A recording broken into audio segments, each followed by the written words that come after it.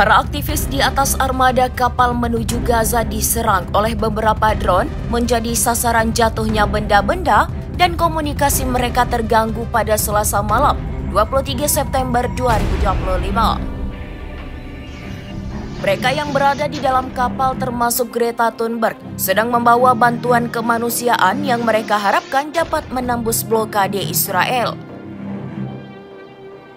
Sejumlah aktivis mengatakan ledakan dan drone telah menargetkan kapal-kapal bantuan kemanusiaan menuju Gaza. Armada Global Sumut mengatakan mereka tidak gentar dan tidak akan terintimidasi setelah laporan ketiga serangan pesawat tak berawak bulan ini.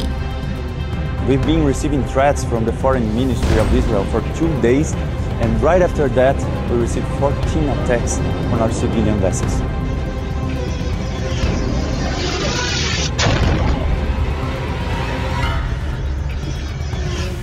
Penyelenggara armada kapal menuju Gaza yang membawa bantuan dan aktivis pro-Palestina telah melaporkan ledakan dan sejumlah pesawat tak berawak yang menargetkan beberapa kapal mereka yang saat ini berada di dekat Yunani.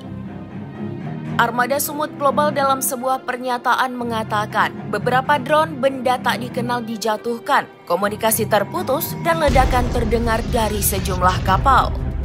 Mereka menyaksikan operasi psikologis itu secara langsung, tetapi mereka menegaskan bahwa mereka tidak akan gentar.